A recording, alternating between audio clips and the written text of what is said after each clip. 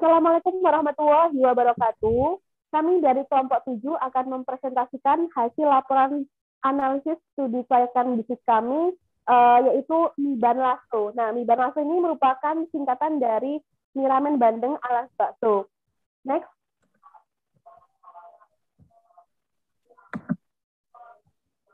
Anggota kelompok kami terdiri dari Iswatul Azifa, Lutfia Quratul Aini, Rizka Putri Anggraini, dan Muhammad Fajaruddin Alfariza. Gambaran umum rencana usaha. Kondisi umum lingkungan potensi sumber daya. Gresik merupakan penghasil perikanan yang cukup signifikan, baik perikanan laut maupun tambak. Hasil perikanan yang melimpah, khususnya ikan bandeng, menjadikan harga jual ikan bandeng tergolong murah dan kurangnya pengoptimalan pemanfaatan. Maka dari itu, kami ingin membuka usaha ini karena dilihat dari potensi sumber daya melimpah. Bahan baku yang digunakan untuk membuat mie ramen alas bakso ini mudah didapatkan dan harga yang dikeluarkan relatif murah karena dilihat dari sumber daya bahan baku utamanya yaitu ikan bandeng. Kami sudah memiliki channel yaitu di Desa Tebalu sebagai daerah penghasil ikan bandeng skala besar. Sedangkan bahan baku guna produksi lainnya kita mudah dapatkan di pasar tradisional di sekitar lokasi usaha. Untuk sumber daya manusia, kita bisa memberdayakan pemuda di sekitar lokasi usaha, yaitu Desa Tebalu, yang belum bekerja, yang juga sudah memahami seluk-beluk ikan bandeng guna mengurangi tingkat pengangguran. Peluang pasar, aspek pemasaran. Dua, ada peluang pasar dan analisis SDIP. Analisis untuk peluang pasar strength, nilai strength atau kekuatan yaitu nilai gizi dan khasiat kesehatan tinggi. Makanan ini memiliki cita rasa gurih dan alami. Mangkuk wadah bisa dimakan sekaligus, menyediakan edukasi gratis. Tidak ada mie ramen yang terbuat dari bandeng dan beralaskan bakso bandeng di Gresik, Indonesia. Analisis SDP segmentation. Mie ramen alas bakso bisa dinikmati oleh anak-anak, remaja, dewasa, dan lansia antara umur 5 sampai 57 tahun, dan baik itu kelas bawah, menengah, atau atas karena tergolong sehat dan banyak khasiat baik serta harga yang relatif murah dan terjangkau bagi semua orang. Baikness ya, untuk lokasi usaha kurang familiar, makanan tidak tahan lama. Trade resiko plagiarisme dari oknum tertentu karena motif. Analisis STP terakhir atau targeting, yaitu para pecinta mie yang sadar kesehatan dan ibu rumah tangga bekerja. Selanjutnya, silakan teman saya. Baik.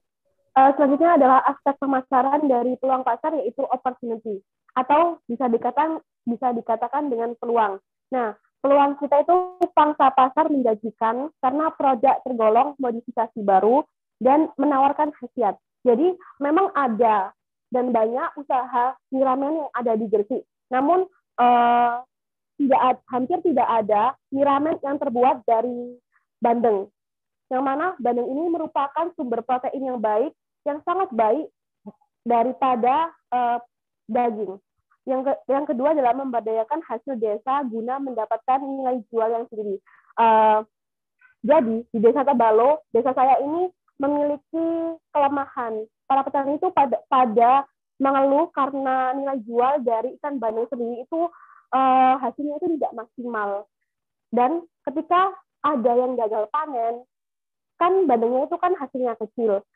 Jadi dia itu bisa tidak laku atau bisa dibuang bandengnya itu. Jadi tidak memiliki nilai jual sama sekali. Nah, kita ini ingin membantu para petani tersebut untuk meningkatkan nilai jual dari ikan bandeng sendiri, sehingga ikan bandeng sendiri itu bisa dimanfaatkan dengan sebaik mungkin dan seefisien mungkin. Yang ketiga adalah masyarakat pecinta mie instan mulai sadar kesehatan tanpa harus diet mie. Jadi bandeng kita itu Jadi mie ramen kita ini kan menyediakan banyak khasiat kesehatan. Nah, pada umumnya kan mie ramen itu kan tidak sehat karena dia itu kan bersifat instan dan juga terdiri dari bahan tepung yang kaya akan karbohidrat sehingga dia itu bisa menimbulkan stroke maupun penyakit yang lain. Nah, kita itu bisa menawarkan protein yang sangat tinggi ini untuk menyeimbangkan karbohidrat dari tepung sendiri itu. Nah, protein sendiri ini sangat baik untuk kesehatan dan banyak sekali manfaatnya. Contohnya baik untuk kecerdasan anak atau kecerdasan otak dan juga meningkatkan daya tahan tubuh kita.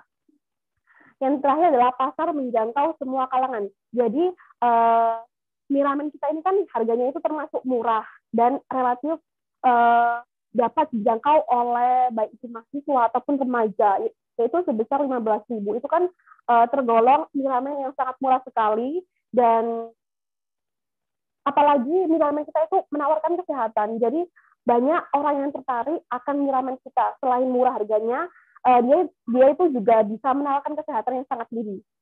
Yang analisis stepnya itu yaitu positioning, mie ramen dan bakso sehat serta bergizi dengan kandungan protein yang tinggi.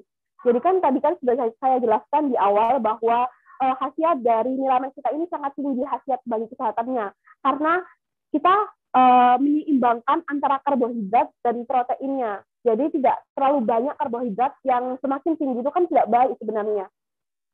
Mangkuk tidak hanya sebagai wadah, tetapi bisa dimakan sekaligus dan relatif murah. Nah, kan kita kan sering memakan atau membeli mie ramen. Itu kan mangkuknya itu kan tidak bisa dimakan karena mangkuk tersebut kan terbuat dari porselen ya. Nah, ini kami itu menawarkan mie ramen yang mangkoknya itu bisa dimakan juga. Sehingga kan menambah nilai konsumsi kita juga gitu. Selanjutnya adalah outlet yang tidak hanya menyediakan makan saja, melainkan menyediakan fasilitas edukasi. Nah, maksudnya apa sih di sini?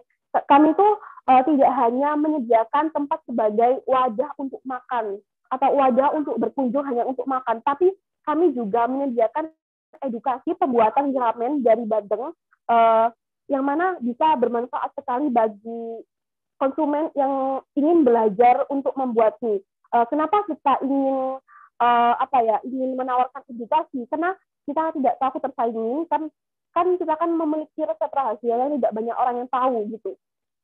Mie dan bakso terbuat dari ikan bandeng yang segar dan alami serta cita rasa gurih yang alami. Jadi kan bandeng itu kan memiliki cita rasa sendiri yang mana dia itu menimbulkan rasa gurih yang alami dari bandeng tersebut. Nah, kita itu juga bisa menyadarkan kepada masyarakat akan pentingnya kesehatan melalui kita mengkonsumsi bandeng ini. Selanjutnya,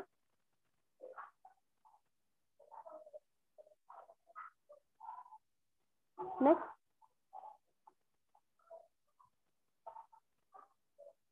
Nah, selanjutnya adalah kita akan membahas cash flow dalam jangka 1 tahun. Jadi, sebelum kita menentukan harga cash flow itu, kita kan perlu tahu mengenai investasi awal dari bisnis kita. Seperti kita itu membeli barang-barang atau alat-alat yang digunakan untuk awal dari bisnis kita gitu.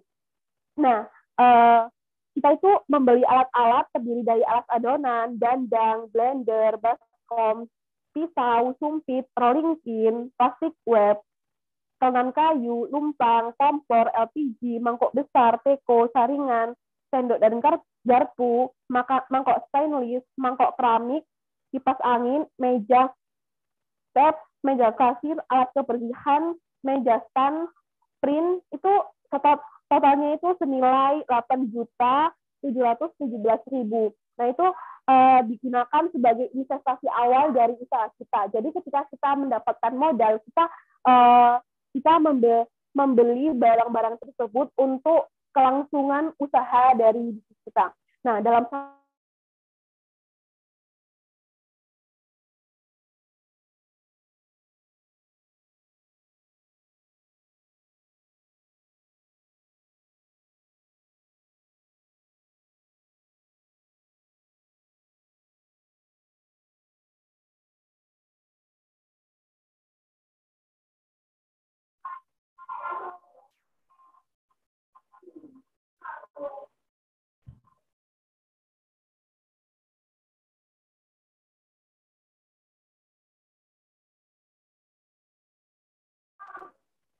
Nah, biasanya kan mie ramen itu kan dijual harga 30 ribuan ke atasnya. Kita itu bisa menawarkan harga yang sangat relatif murah sekali. Sehingga pendapatan dalam 1 bulan itu bisa menghasilkan Rp 15.000 dikali 900 unit penjualan dari mie ramen kita atau 900 mangkuk. Nah, sehingga kita dalam 1 bulan itu bisa menghasilkan 13.500.000 rupiah. Nah, ini kan mencari cash flow dalam jangka 1 tahun. Jika penjualan saya anggap konstan, maksudnya konstan di sini itu jika per bulannya itu kita mampu menjual 900 porsi itu bisa menghasilkan dalam 1 tahun itu Rp 13.500.000 rupiah dikali 12 sehingga bisa menghasilkan Rp 162 juta rupiah.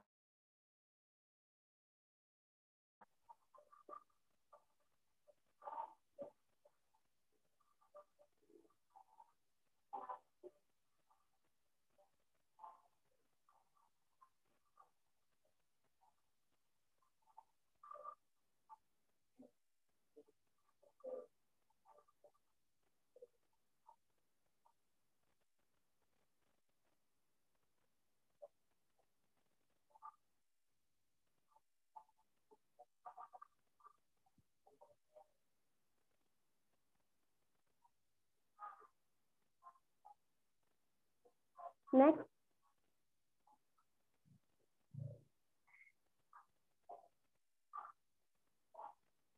Nah, tadi kan kita kan sudah mengetahui investasi awal dari kita. Nah, kita itu perlu mencari total biaya per tahun dari produksi kita untuk bisa melangsungkan usaha mie Banlasu ini kan. Nah, kita itu terdiri dari biaya tetap dan biaya variabel, yang mana kita itu ada gaji pegawai sebesar 12 juta dalam 1 tahun, listrik token sebesar 2.400.000, fee influencer promosi itu sebesar 150.000, biaya perawatan alat sebesar 700.000. Nah, sehingga total dari biaya tetap kita itu sebesar 14.750.000, dan biaya variabel itu terdiri dari tepung Hongkong, air, garam, tepung maizena, bawang putih, bawang merah, ikan bandeng dan daun bawang, telur ayam, tepung tapioka, tepung terigu, masako, sayur sawi pakcoy, pala, jahe, balungan sapi atau ayam, dan LPG sehingga sebesar 101.492.000. Sehingga jika di total biaya per tahun itu sebesar 14.750.000 ditambah 101.492.000 sehingga menghasilkan 116.242.000. Nah, kita kan harus mencari EBIT. EBIT itu terdiri dari revenue dikurangi total cost dan depresiasi.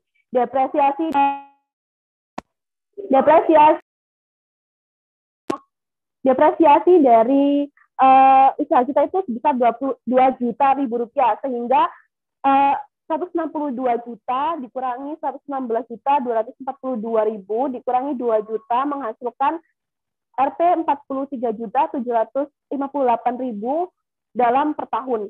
Karena usaha masih tergolong baru dan belum dikenakan pajak, sehingga cash flow yaitu EAT dan ditambah depresiasi. Karena kan kita kan belum dikenakan pajak, yang mana sehingga menghasilkan EAT sebesar 43.758.000 ditambah 2 juta yaitu 45.758.000.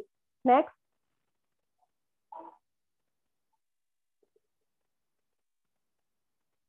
Nah, selanjutnya adalah harga pokok produksi atau disingkat HPP. Kita itu mencari HPP yaitu dengan cara total biaya dibagi kapasitas produksi. Nah, total biaya kita itu depresiasi ditambah total biaya per tahun, yang mana kenapa sih saya masukkan depresiasi? Karena kan kita juga menggunakan alat, tidak hanya menggunakan bahan baku aja. Dan alat itu kan pasti mengalami depresiasi karena kita sering gunakan. Nah, makanya saya di sini untuk mencari total biaya itu, selain total biaya per tahun, saya juga menambah depresiasi sehingga 2 juta ditambah 116.242.000 sebesar 118.242.000 dibagi 10.800. 10.800 ini merupakan jumlah unit yang kita jual sehingga menghasilkan 10.948,33 juta sekian ya. Sehingga kita bulatkan RP 10.948 dan kami mengambil keuntungan yang mana sehingga kita menjual dengan harga jual produk sebesar 15.000. Next.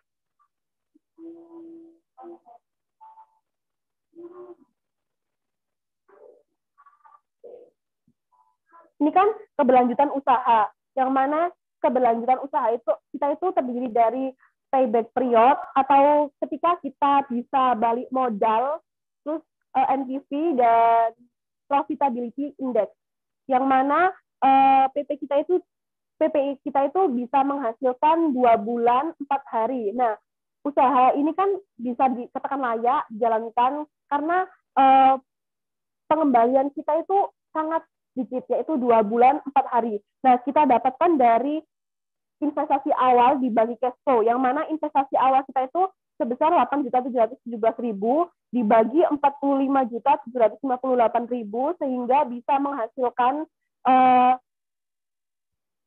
0,19050 dikali 12 sehingga bisa menghasilkan 2,286, yang mana 2 bulan plus 0,286 dan 0,286 ini dikali 30 hari sehingga bisa menghasilkan 9 hari. Jadi payback period kita itu 4 hari. Jadi payback period kita itu terdiri dari 2 bulan 4 hari. Nah, usaha ini layak dijalankan. Selanjutnya adalah NPV. Kita mencari NPV dari total NPV dikurangi dengan investasi awal, yang mana total NPV kita itu menghasilkan 84.780.757, sehingga usaha ini sangat layak untuk dijalankan. Selanjutnya adalah PI, Profitability Index. Kita itu bisa menghasilkan Profitability Index itu dari cash flow dibagi dengan investasi awal. Nah, jumlah cash flow kita itu kan 93.497.802 dibagi dengan investasi awal kita yaitu 8.717.000 sehingga bisa menghasilkan Profitability Index sebesar 10,752.9. Jadi usaha ini layak dijalankan karena PI itu lebih dari sama dengan 1. Jadi usaha mie balance ini sangat layak untuk dijalankan untuk kedepannya.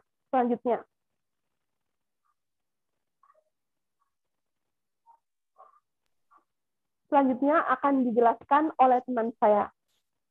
Baik, selanjutnya yaitu BEP. BEP yaitu di mana break even point.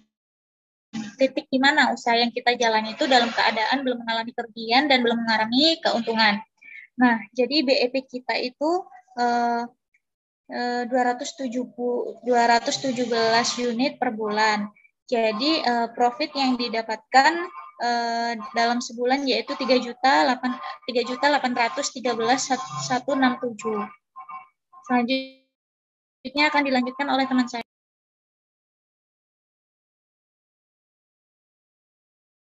Selanjutnya ada metode pelaksanaan. Yang pertama ada tahap pelaksanaan, yang kedua ada tahap produksi, yang ketiga ada tahap pasca produksi.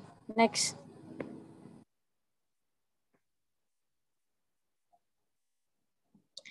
Nah, yang pertama ada tahap pelaksanaan. Yang pertama ada persiapan dan survei pasar.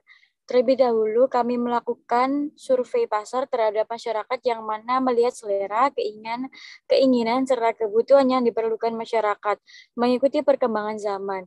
Umumnya, masih banyak sekali masyarakat mengkonsumsi dan menyukai aneka mie dan bakso karena rasa yang enak dan pas di lidah. Namun saat ini juga timbul kesadaran akan pentingnya kesehatan yang dimiliki masyarakat, sehingga tidak jarang pula yang mengurangi akan makan mie. Hal tersebut menjadi peluang bagi kami untuk menawarkan mie ramen bandeng alas bakso dengan memanfaatkan bahan dasar ikan bandeng yang kaya akan protein dan khasiat kesehatan sehingga meningkatkan nilai jual.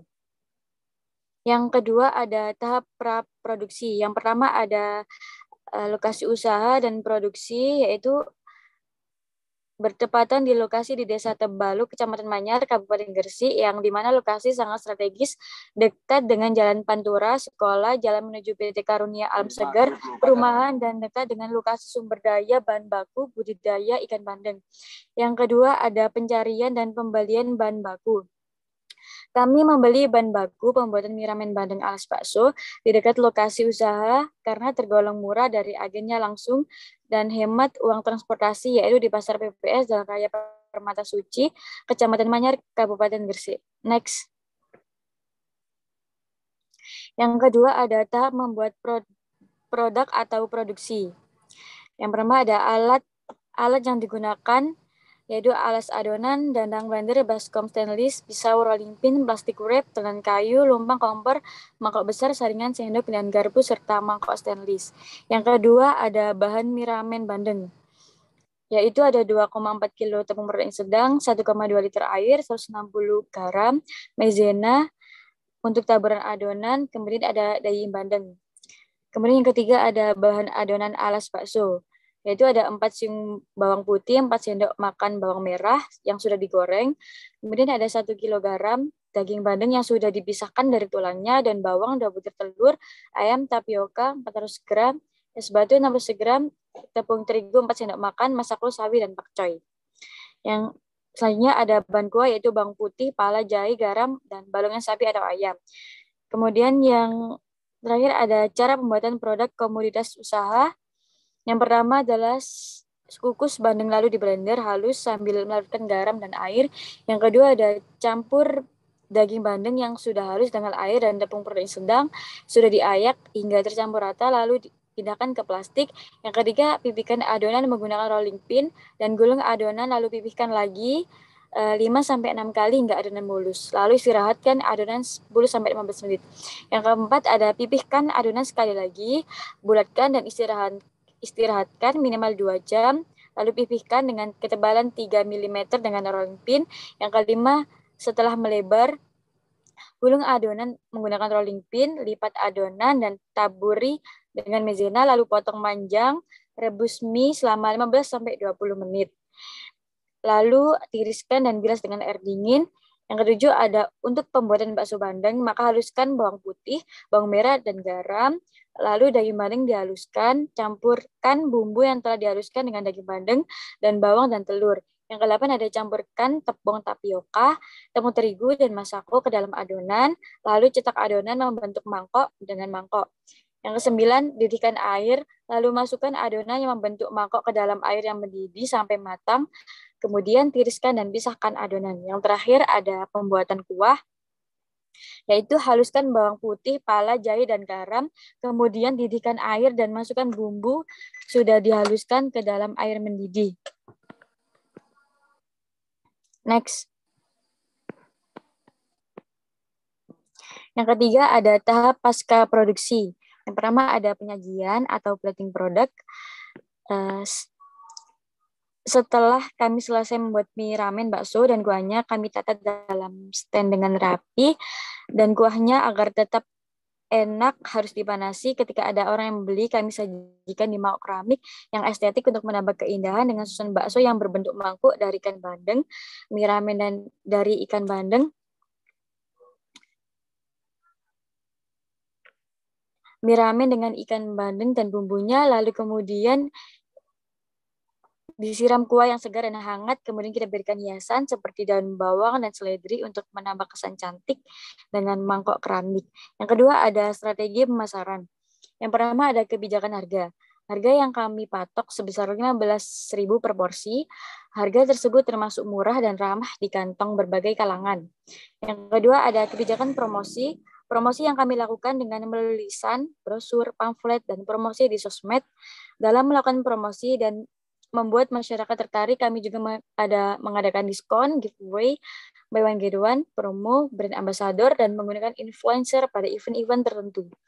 Yang C ada kebijakan distribusi, yaitu lokasi usaha di tempat strategis dan mudah dijangkau oleh masyarakat dengan menerapkan dan mengedepankan operasional dan pelayanan sesuai dengan protokol kesehatan Yang kedua ada pengamatan dan evaluasi produk dan pemasaran. Yang terakhir ada penyusunan laporan keuangan dan laporan akhir. Selanjutnya akan dilanjutkan oleh teman saya. Selanjutnya yaitu anggaran biaya, di mana berikut ini adalah rincian data atau ringkasan pada akhir laporan hitungan. Next. Nah, berikut ini adalah jadwal kegiatan. Jadi rata-rata untuk jadwal kegiatan itu dilakukan dalam sebulan.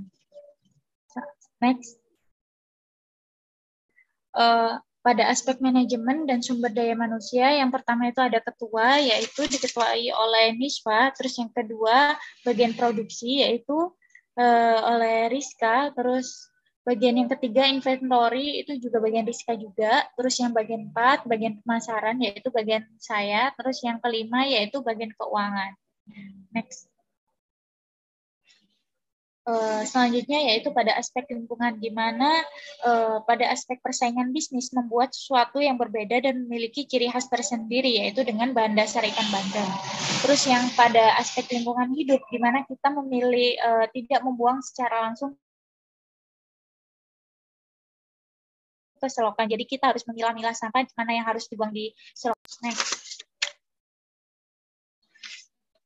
Selanjutnya akan dijelaskan oleh teman saya.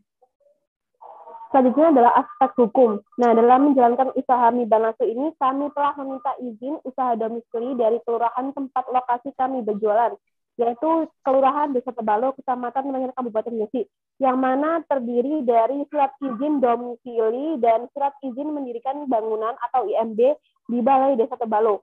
Untuk kami juga menggunakan surat izin usaha perdagangan atau SIUP, dan pada awal usaha kami itu tidak membuat NPWP terlebih dahulu karena kami masih tergolong baru. Namun ketika sudah berjalan lebih dari setahun ke atas, kami sudah membuat NPWP atau nomor pokok wajib pajak guna kita bisa berkontribusi pada pajak bersama agar usaha kita semakin legal dan bisa menjadi warga negara yang baik. Dan kita juga mengadakan uji lab yang mana untuk mengetahui kandungan gizi, dan kami juga mendaftarkan produk kami pada Majelis Ulama Indonesia.